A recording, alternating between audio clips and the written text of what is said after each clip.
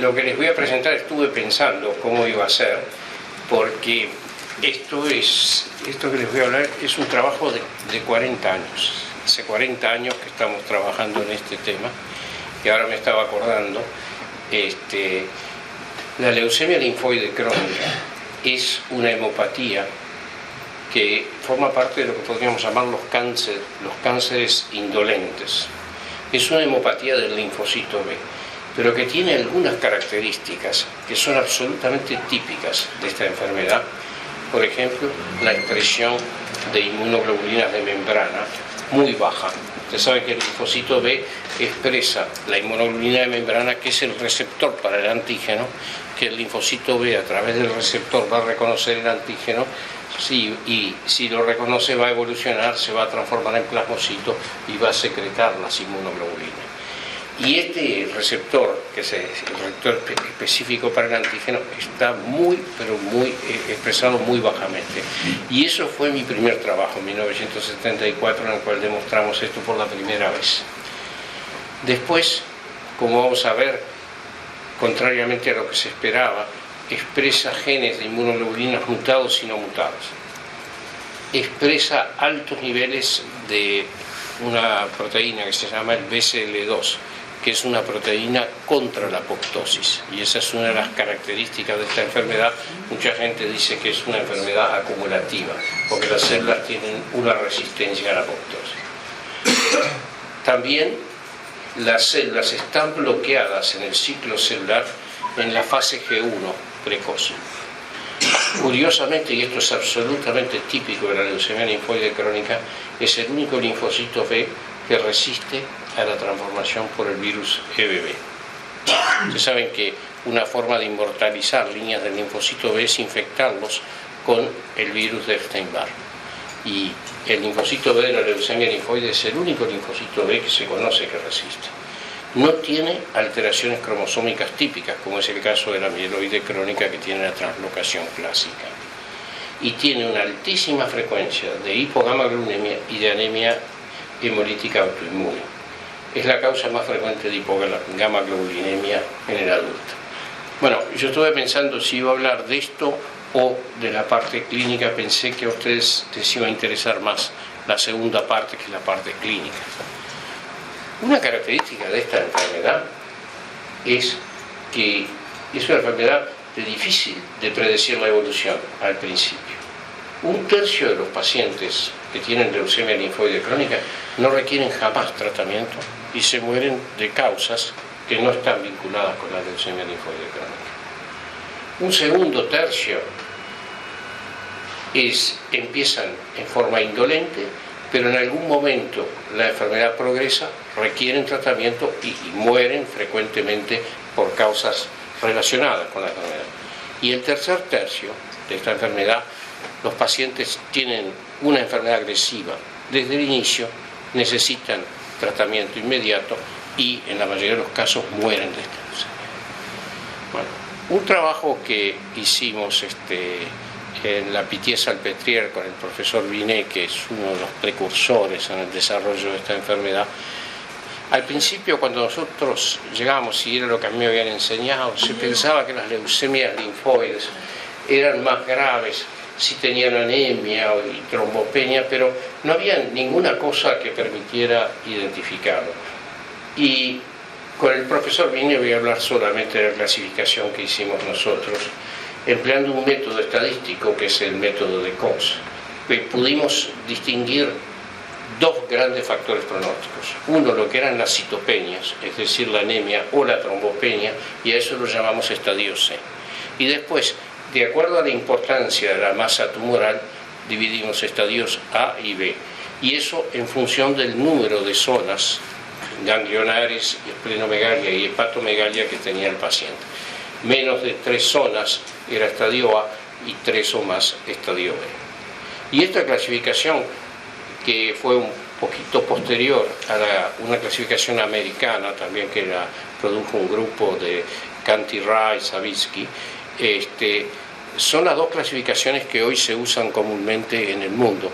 La clasificación de Binet se usa en Europa y la clasificación de Rye se usa en Estados Unidos, indiferentemente. Y esta clasificación tiene una ventaja muy importante, es más sencilla, son muy fáciles de hacer. Estas clasificaciones se hacen solamente con el examen físico y el hemograma del paciente. Después yo le voy a hablar de este trial que para mí fue un trial muy importante que hicimos en Francia y que iniciamos en el año 80, en el cual queríamos saber si los pacientes del estadio A, que es el estadio más benigno, estos pacientes además, cuando nosotros publicamos esto, eran el 63%, hoy son el 75% por lo menos de los enfermos, porque cada vez se diagnostican más precozmente, se hace el hemograma de rutina y se detectan muchos casos que son totalmente indolentes, que probablemente hace unos años muchos de esos pacientes pasaban desapercibidos, morían de otra cosa, porque la enfermedad no progresaba. Pero lo más importante de este es un trial del cual les voy a comentar más adelante, es que los estadios A, nosotros hicimos un trial en el cual hicimos dos brazos. Un brazo era abstención, ningún tratamiento, y el otro brazo era el tratamiento que en esa época, esto se inició en 1980, que se usaba, que era el clorambucil, ¿no? El leukeran. Entonces, estos son los resultados. Fíjense que esto se empezó en 1980 y se publicó en 1998, 18 años después, en el New England. Y los resultados son de todos estos pacientes, es pacientes que tienen todos por lo menos 10 años de evolución, es decir, que teníamos todos esos datos. Y fíjense que esto es muy interesante, porque los estadios A tenían a los 10 años una sobrevida del 51%. Pero lo más importante de todo es que el 47% de estos pacientes, es decir, la mitad, no habían sido tratados al cabo de 10 años. Y si ustedes recuerdan lo que yo les decía, que hay un tercio de pacientes que nunca reciben tratamiento, muy probablemente ahí estaba, ¿no? Porque si los estadios A son 2/3 y la mitad no progresan a los 10 años, probablemente esa mitad que no progresa constituye el primer tercio de pacientes que nunca van a recibir tratamiento. Y eso lo vimos más claramente. Entonces, con los datos que teníamos, porque no sabían que esto es un ensayo de 1980, entramos a buscar cuáles eran los factores que podían definir esos grupos, el paciente que no iba a ser tratado y el que iba a ser. Y uno veía, por ejemplo, si tenían una linfocitosis superior a 30.000, por ejemplo, tenían mucho más posibilidades de no ser tratados. Sin embargo, el 40% de los pacientes con más de 30.000 linfocitos no requerían tratamiento. Si tenían vaso, esplenomegalia, igual, es el mismo problema, es altamente significativo desde el punto de vista estadístico, no impide que el 35% de los pacientes no requerían tratamiento. Quiere decir que la clasificación de Binet, y pasaba lo mismo con la clasificación de Ray, las dos clasificaciones no conseguían determinar en forma clara aquellos pacientes que no iban a requerir tratamiento. Y bueno, yo que en mi consulta veo bastantes pacientes de leucemia linfoide crónica, muchos pacientes llegan, les dicen que tienen una leucemia y quieren saber qué va a pasar. Y sobre todo quieren saber en qué grupo están, ¿no? Incluso yo escribí un editorial en el New England Journal of Medicine en el 2000 y quieren saber en qué grupo están. Y vienen a preguntar eso, ¿no? Y entonces, con la clasificación de Binet teníamos una aproximación, pero que no era satisfactoria. Y entonces, lo que cambió muchísimo es el perfil mutacional de las inmunoglobulinas, que fue un factor pronóstico absolutamente decisivo. Se pensaba, de acuerdo al fenotipo, porque las células de la leucemia linfoide crónica son IgM positivas, IgD positivas, CD23 positiva, se pensaba que eran células de la zona del manto. Las células de la zona del manto, por definición son células vírgenes, es decir, células que no han encontrado nunca el antígeno. Ustedes saben que el linfocito B es prácticamente la única célula del organismo que tiene una capacidad mutacional altísima, es 1/10 a la menos 3 de mutaciones. Las células somáticas, la mutación es rarísima, es 1/10 menos 5, y el linfocito B sí, porque es la forma de afinar. Su afinidad por el antígeno es a través de la mutación somática y que se produce justamente en los centros germinativos. Entonces, de acuerdo al fenotipo, se preveía que estas células iban a ser no mutadas, que iban a ser vírgenes. Sin embargo, y este fue un artículo que publicamos en el 94 con Harry Schroeder, en el cual demostramos que más de la mitad que los pacientes expresaban genes mutados.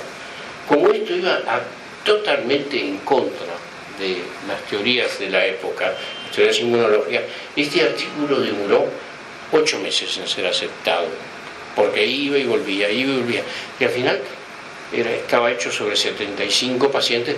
Terminamos mostrando las secuencias. Acá están las secuencias que hay para decir. Una secuencia no se puede discutir, es un dato inobjetable.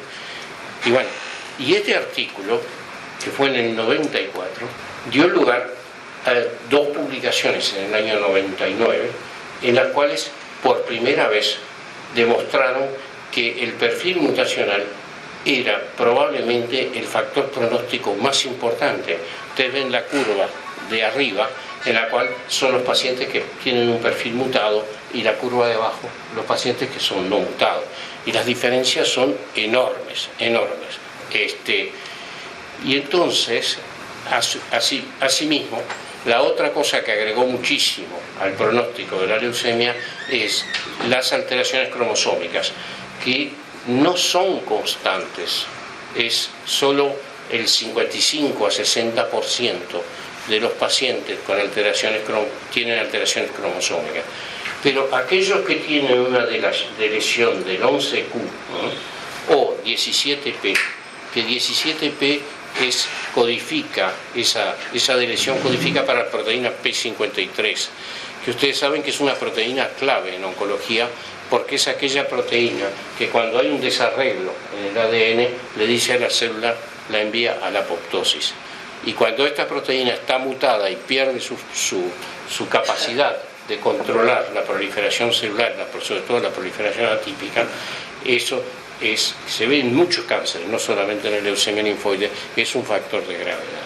Entonces, el perfil mutacional de las inmunoglobulinas, ustedes ven acá la diferencia entre mutados y no mutados, pero si a eso ustedes le agregan estas 2 alteraciones cromosómicas, ustedes llegan a una clasificación mucho más importante. Entonces, la pregunta es, ¿el perfil mutacional de las inmunoglobulinas va a reemplazar las clasificaciones anatomoclínicas? Hay una gran resistencia a reemplazar las clasificaciones anatomoclínicas porque tienen la ventaja de ser extremadamente simples. Cualquiera puede hacer las alteraciones anatomoclínicas. Entonces hicimos un estudio en el cual de 146 pacientes, en el cual estudiamos y tratamos de analizar las 2 cosas a la vez: el estadio anatomoclínico y el perfil mutacional. Y este estudio, acá ustedes ven los estadios A, mutados y no mutados, ven que el perfil mutacional es muy importante y separa muy bien a estos pacientes, y en los estadios B y C, que son los estadios avanzados, también el perfil mutacional es muy importante. Y este estudio nos llevó a la conclusión siguiente, que es un estudio que publicamos este es un estudiante brasilero que trabajó muy bien en el laboratorio, el Journal of Clinical Oncology, en el cual, de acuerdo al perfil mutacional y los estadios anatomoclínicos, llegábamos a diferenciar los estadios A mutados. Fíjense, son 42% de los pacientes totales de 100 leucemias linfoides, 42 son estadios A y mutados. Pero fíjense la sobrevida. A los 12 años, el 75% de estos pacientes estaban en sobrevida. Y si ustedes tienen en cuenta que la leucemia linfoide crónica tiene una media de edad de inicio que anda entre 65 y 70 años, esta población prácticamente tiene una sobrevida que es muy comparable a la de una población normal del mismo sexo y de la misma edad. En cambio, los no mutados tenían una sobrevida más corta, eran estadio A, que es un buen elemento de pronóstico, pero la sobrevida de 8 años. Pero si ustedes tomaban los estadios B y C mutados, ven que ya cambia. Es decir, que el estadio también sigue indicando y que hay que guardarlo porque sigue dando elementos pronósticos. Ustedes ven, los B y C viven 120 meses mutados, pero los A mutados tienen una sobrevida muy superior. Es decir, que ese estudio lo que mostró es que había que conservar ambos elementos, porque en un momento se planteó si valía la pena seguir con la clasificación anatomoclínica. Y bueno, había una gran resistencia, porque son muy fáciles de hacer, y el estudio de genética de inmunoglobulina es un estudio relativamente complejo de hacer. Entonces, ambos son complementarios.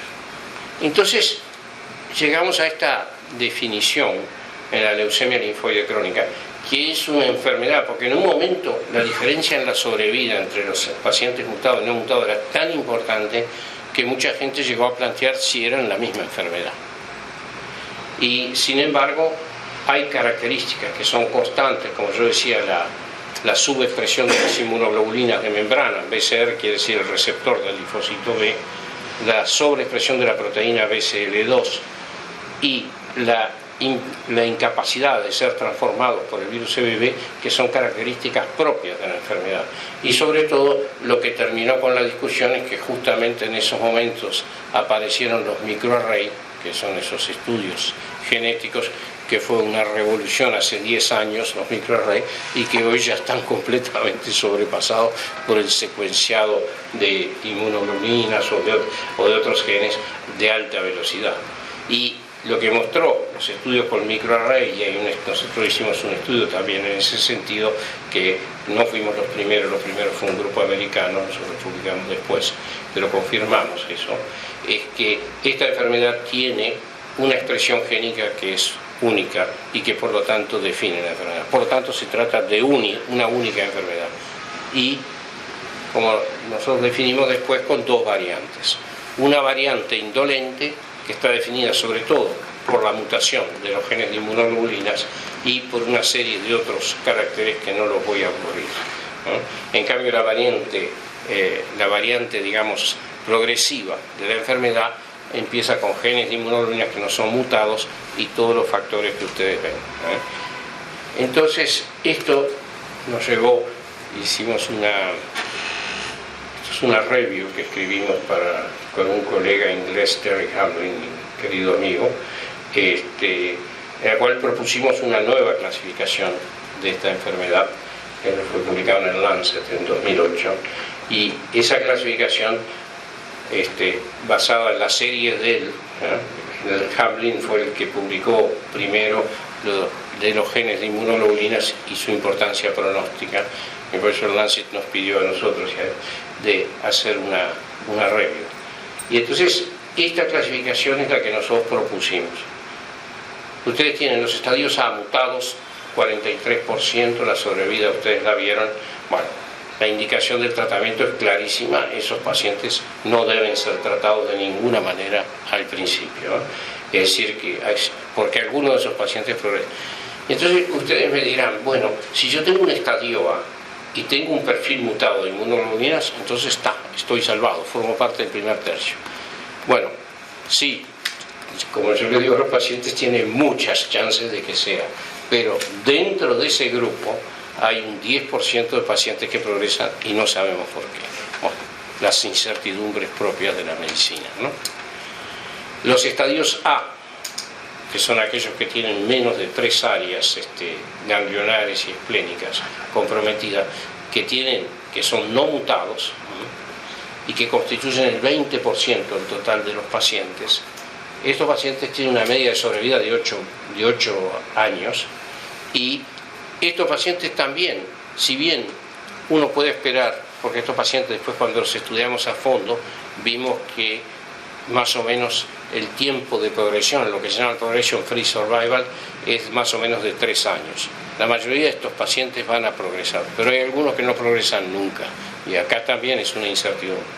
Y estos pacientes, como no tenemos un tratamiento que sea curativo, la política que seguimos es esperar y hacer tratamientos si el paciente lo necesita.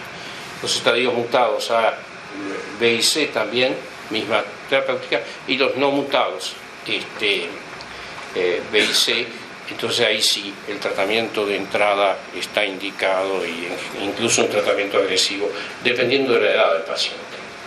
Y después separamos completamente la deleción 17P, que es la que compromete la proteína, la P53, esa proteína tan importante en la corrección de los defectos del ADN de una célula, y que el hecho que esté deletada esa proteína o mutada hace que la célula pierda ese control, y eso hace que la enfermedad sea muy grave. Estos pacientes no son muy frecuentes, son el 7%, pero tienen una sobrevida de 3 años. Y estos pacientes hoy, los tratamientos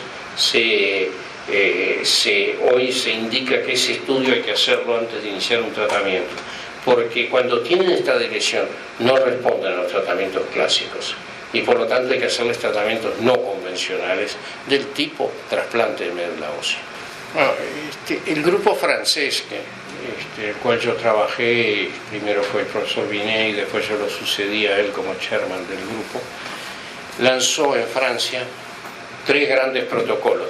Claro, era una época en que nosotros trabajábamos, no teníamos, esos protocolos fueron lanzados sin el apoyo de ninguna compañía farmacéutica, era todo académico, nosotros trabajábamos cosas que hoy ya no se pueden hacer más. Hoy ya no se pueden hacer más, hacer estudios sin tener un apoyo, sin tener un estudio. Las condiciones regulatorias han cambiado muchísimo. Y lanzamos 3 grandes estudios. El CLL-80, que era el del 80, que incluyó 972 pacientes, el del 85, que incluyó 1.331 pacientes, y el del 90. Y esos 3 estudios, yo les voy a mostrar uno solo, el CLL-80, del cual les hablé, y que permitieron definir unas cuantas cosas. Este estudio enroló 609 pacientes en el estadio A, y la randomización era clorambucil diario contra abstención. Y el del 85 incluyó 926 pacientes y que fueron randomizados entre abstención y clorambucil más prednisona intermitente. Y los resultados son muy claros y están aquí. Ustedes ven claramente la línea negra es el clorambucil, la línea negra es la abstención, y la línea roja es el clorambucil. Pero no hay ninguna diferencia significativa, pese a que si ustedes analizaban la evolución de estos pacientes, cuando ustedes le daban clorambucil al paciente, los pacientes que iban a progresar, ustedes ven que esto era muy significativo, cuando el paciente recibía clorambucil, ¿no?, el paciente tenía mucho menos chances de progresar. Y sin embargo, esto no se traducía en la sobrevida, ya que no teníamos diferencias en la sobrevida. Y la explicación es esta, que aquellos pacientes que recibían clorambucil, ¿no?, tenían un beneficio manifiesto en términos de controlar la evolución de la enfermedad. Pero aquellos pacientes que, habiendo recibido clorambucil, progresaban, tenían un pronóstico mucho más grave. Lo cual quería decir que el tratamiento mejoraba en el sentido de que impedía la progresión, pero al mismo tiempo para aquellos que tenían la mala suerte de progresar, creaba condiciones de sobrevida muy desfavorables comparados al brazo de abstención. Bueno, y acá usted tiene una cosa que es clásica, que es de acuerdo al tipo de respuesta que se obtenía, que era la remisión completa, la remisión parcial o el fracaso, la sobrevida era muy distinta, muy diferente, pero eso era lógico de esperar. Entonces, la conclusión de este estudio es que ninguna de las dos formulaciones del clorambucil, ya sea solo o asociado a prednisona, prolongaba la sobrevida de estos pacientes. Y que si bien estas drogas eran capaces de detener la progresión, la sobrevida de pacientes progresando cuando recibían esta droga era significativamente más corta que la de los pacientes que no recibían. Y entonces esto nos llevó a una conclusión, y es que estos pacientes estadio A no debían ser tratados inicialmente, salvo que se volvieran sintomáticos y lo requirieran, pero que la política era wait and watch. Y la mitad de estos pacientes, como les mostré anteriormente, no requerían ningún tratamiento con un follow-up medio de más de 10 años. Y la otra conclusión es que el clorambucil, que era la droga empleada, era incapaz de prolongar la sobrevida. Entonces, con el objetivo de mejorar la sobrevida, este es un estudio nuestro del French Cooperative Group en el 90 también de nuestro grupo, se ensayaron distintas combinaciones, la asociación ciclofosfamida-oncovinprednisona, el mini CHOP, que es el CHOP que se usa para los linfomas pero a dosis más bajas. Con todos esos tratamientos se obtuvieron mejores respuestas, pero siempre el mismo problema: no había ventaja en la sobrevida. Una revolución en esta enfermedad, y es curioso, porque cuando nosotros empezamos con Piné a ir al American Society of Hematology, íbamos a la reunión de leucemia linfoide crónica, y había 50, 60 personas que iban, no le interesaba a nadie, porque el tratamiento era solo clorambucil, y bueno, hasta los médicos generales lo podían hacer, no planteaba problemas mayores. Hasta que aparecieron nuevas drogas, y entonces aparecieron esas drogas que son los análogos de purina, de cual la más conocida es la fludarabina, y cambió completamente. La enfermedad se volvió una enfermedad popular, empezaron a asistir masas de gente a los simposios, y hoy la leucemia linfoide, cuando uno va al ASH, que es un meeting de 20.000 personas, es entre las 3 primeras que congregan más gente. ¿Por qué? Porque hay tratamientos y porque aparecen nuevas drogas.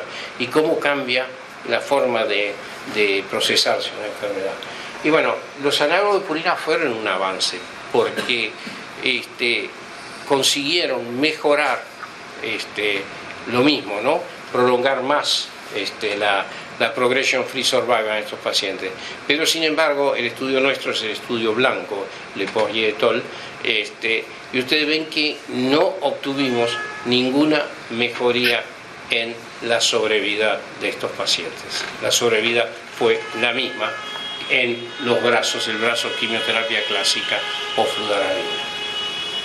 Una revolución en esta enfermedad fue la aparición de los anticuerpos monoclonales, que como ustedes saben, los anticuerpos monoclonales han revolucionado la oncología, no solamente la leucemia, sino que este anticuerpo, que es el anti-CD20, que se llama rituximab o MabThera, es una verdadera revolución.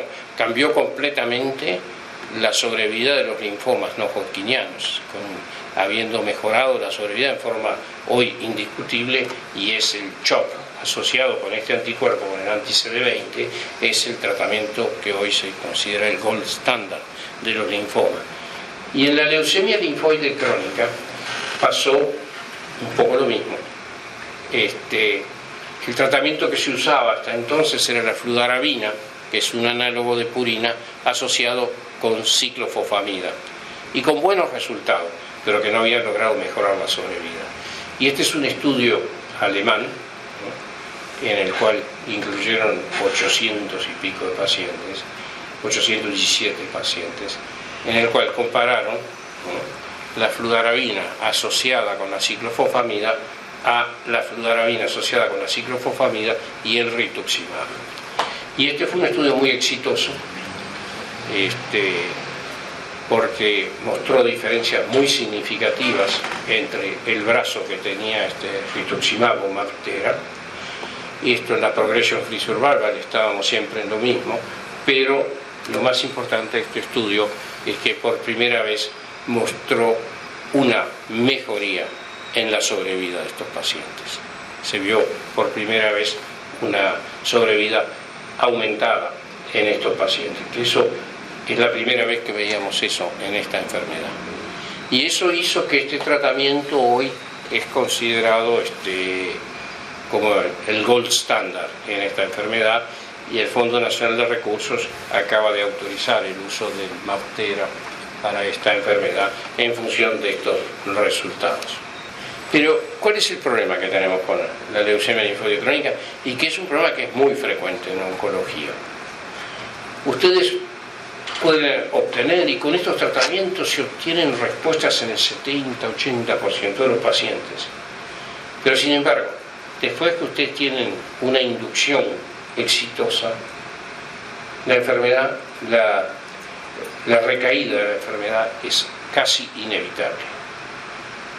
Si el paciente tiene una recaída más de 2 años después del tratamiento inicial, se puede volver a hacer el mismo tratamiento. Pero si la recaída ocurre en los 2 primeros años, hay que buscar tratamientos distintos. Y entonces, ¿cuál es la explicación de esto? Y la explicación de esto, que yo creo que es muy importante, y ahora tenemos una confirmación biológica de esto, es que ustedes tienen ahí una población de linfocitos B neoplásicos. Y dentro de esa población hay un pequeño segmento, muy pocas células, que tienen esa deleción, que yo decía, la 17p, u otras alteraciones génicas deleterias. Entonces, cuando ustedes hacen el tratamiento, prácticamente eliminan todas las células amarillas, digamos, las destruyen. Pero, en el momento que el paciente recae, predominan netamente las células que tienen esa deleción, esa alteración a nivel del ADN, ¿verdad? La deleción de esa proteína tan importante. Y acá los pacientes se vuelven prácticamente intratables. Prácticamente resisten a casi todos los tratamientos. Después les voy a mostrar algunas cosas. Y entonces estos pacientes que tienen esas características son los pacientes a los cuales hoy les estamos proponiendo el trasplante de médula ósea. Ahora, el trasplante de médula ósea está indicado en aquellos pacientes que después de un tratamiento con análogos de purina no responden o recaen rápidamente, y en aquellos pacientes que tienen esta mutación P53 de la cual yo les hablaba. Pero el otro problema es, ustedes no se olviden que esta es una enfermedad en la cual la mayoría de los pacientes son añosos, tienen más de 65 años.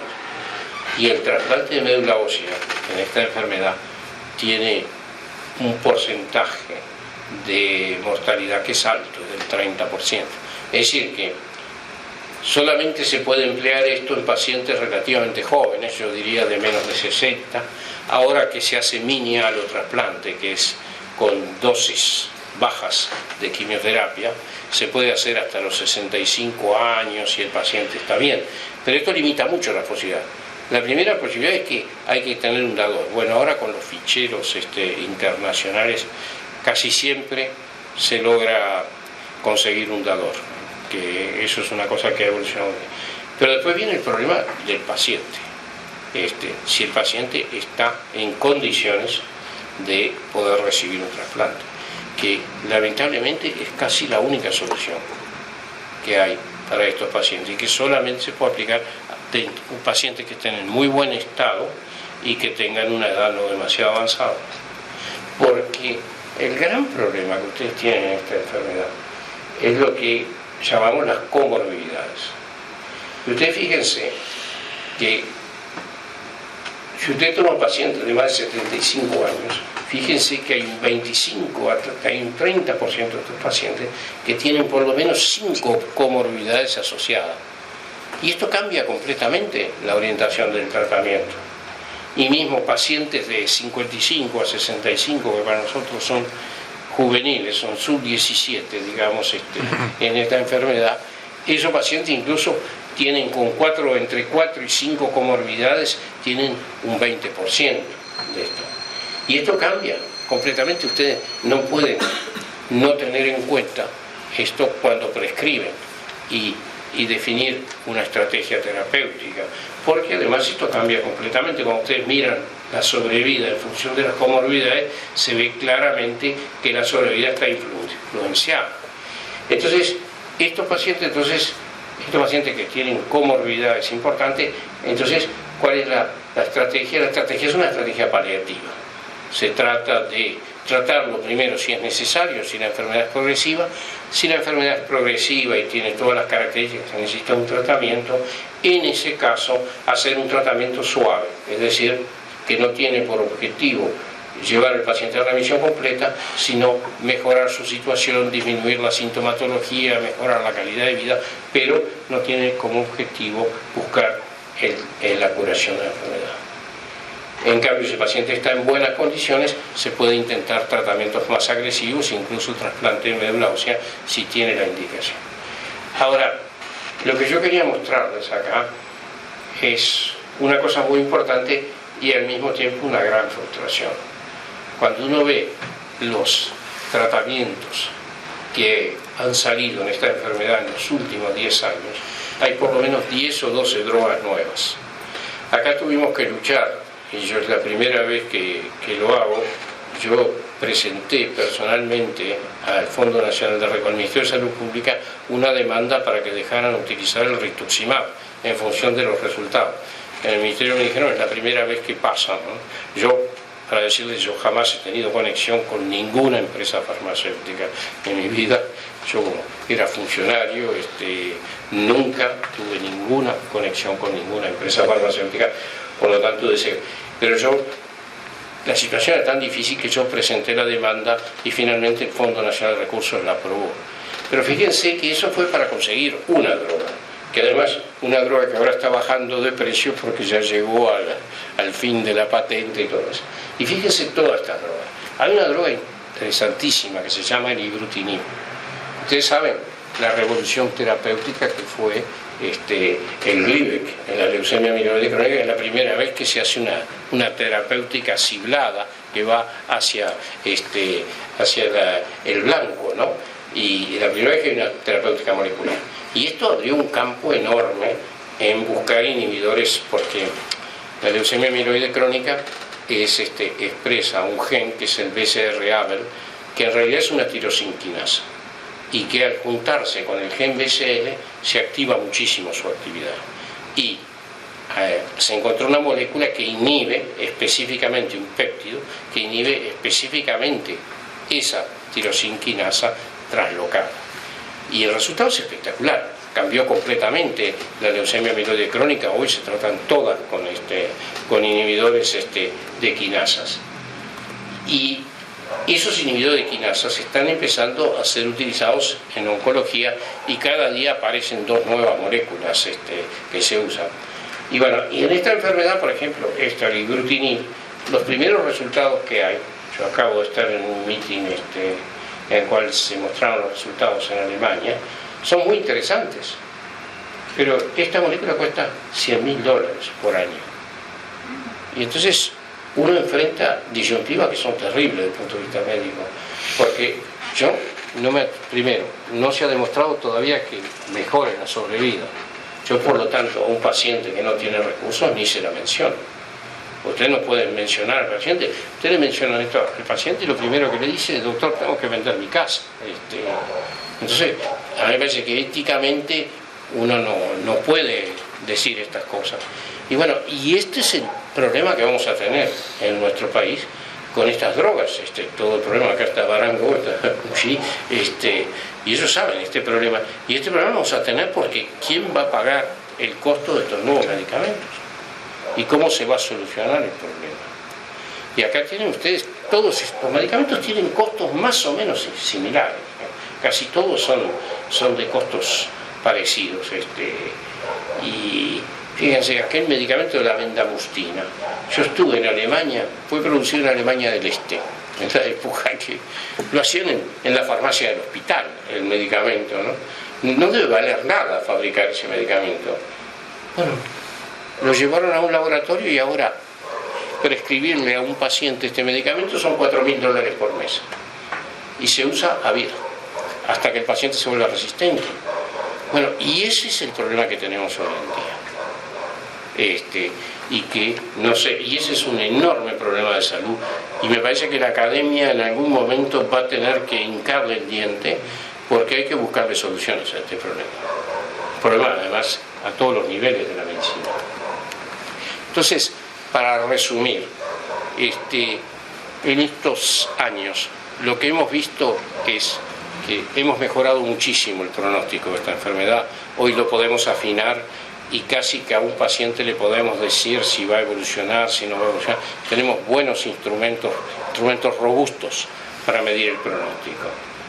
El otro gran progreso es que la enfermedad residual con la citometría de flujo o la PCR, hoy se puede llegar a determinar si el paciente después de un tratamiento está en remisión completa y si tiene, hasta estos métodos detectan, sobre todo la PCR, una célula neoplásica en 100.000 normales, es decir que 10 a la menos 5. Y eso todavía se puede mejorar porque con la evolución del secuenciado de alta velocidad, yo siempre me acuerdo cuando hicimos la primera secuencia de inmunoglobulina que la hicimos con Otto Pritsch y que fue en el año 82, 83, no, un poquito después, hicimos que 700 bases, secuenciar 700 bases nos llevó 5 meses hacerlo. Ya existía la PCR y hoy con las nuevas máquinas de secuenciado de alta velocidad se pueden secuenciar algo así como 100 millones de bases en 6 horas. Y Genoma Humano, que fue un proyecto fantástico que se hizo, pero en el cual tuvo que intervenir una sociedad privada, Craig Venter, el NIH y el Reino Unido, para hacer un genoma humano. Llevó 3 años y costó 4.000 millones de dólares.